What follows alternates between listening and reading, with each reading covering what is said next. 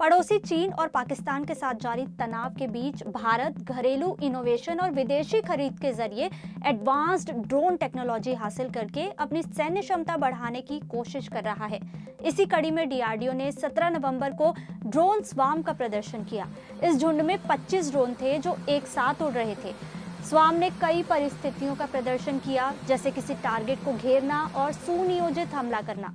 Hindustan times अखबार के मुताबिक भारत में ड्रोन का ऐसा पहला प्रदर्शन इस साल जनवरी में भारतीय सेना ने किया था। तब 75 स्वदेशी ड्रोन को एक साथ उड़ाया गया था। इस ड्रोन ने भी कई तरह के मिशन का प्रदर्शन किया था, जिसमें हमलावर मिशन भी शामिल थे। 17 नवंबर के प्रदर्शन के बाद ट्विटर पर जारी एक बयान में डीआरडीओ ने कहा कि DRDO young scientist lab for asymmetric technology swarm technology पर काम कर रहा है, जिससे असिमेट्रिक युद्ध क्षमताओं को बढ़ाया जाएगा। भारतीय सेना जासूसी ड्रोन का इस्तेमाल कई सालों से कर रही है। भारत की ड्रोन सेना में ज्यादातर ड्रोन इजराइल के बने हुए हैं। हालांकि हाल के सालों में भारत ने इजराइल और अमेरिका जैसे देशों के साथ जो गठजोड़ किए हैं, उनसे संकेत मिले हैं कि भारत मानव रहित विमानों के जरिए दुश्मन के ठिकानों को नस्ते नाबूद करने की क्षमता हासिल करने पर जोर दे रहा है। हाल के सालों में क्षेत्र में जो सुरक्षा हालात बने हैं, उनके मद्देनजर ये भारत की जरूरत भी बन गया है। ड्रोन विमानों की जरूरत पर जोर देते हुए डीआरडीओ ने एक लेख में कहा था कि भारत की ओर से फरवरी 2019 में पाकिस्तान में की गई एयर स्ट्राइक ज्यादा प्रभावशाली होती अगर इसमें ड्रोन का भी इस्तेमाल किया गया होता।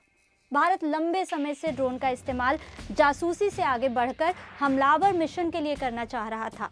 इसी बीच बीते साल अजरबैजान अर्मीनिया के बीच हुए युद्ध से मिले सबक ने भी भारत की जरूरत को और ज्यादा हाईलाइट किया है। दुनिया भर के सैन्य और रक्षा विशेषज्ञ मानते हैं कि इस युद्ध में अजरबैजान के निर्णायक जीत में ड्रोन ने अहम भूमिका निभाई थी। पत्रकार और रक्षा विश्लेषक शेखर गुप्ता ने अपने एक लेख में चेताया है कि पाकिस्तान तुर्की से ड्रोन ले सकता है, क्योंकि दोनों देशों की पॉलिटिकल लीडरशिप के बीच नजदीकियां हैं।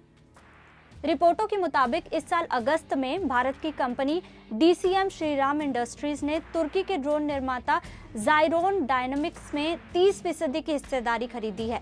मीडिया रिपोर्टों में यह भी कहा गया है कि डीसीएम श्रीराम इंडस्ट्रीज और एक और कंपनी जेन टेक्नोलॉजी भारत सरकार की नई ड्रोन नीति का फायदा उठा सकती है। नई ड्रोन नीति का मकसद साल 2030 तक भारत को ड्रोन मैन्युफैक्चरिंग का हब बनाना है। इस नीति के तहत निजी कंपनियों को ड्रोन तकनीक के विकास और रिसर्च के लिए फायदेमंद माहौल दिया जाएगा।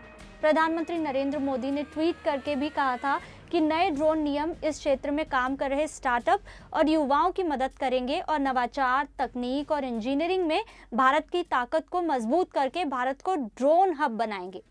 हाल के सालों में भारत सरकार ने अमेरिका के प्रीडेटर और रीपर ड्रोन की तर्ज पर आक्रामक हमलावर ड्रोन की फौज तैयार करने की कोशिश तेज कर दी है।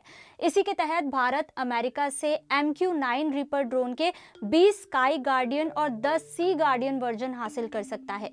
माना जा रहा है कि अमेरिका करीब $3 अरब की कीमत पर यह ड्रोन भारत को मुहैया कराएगा।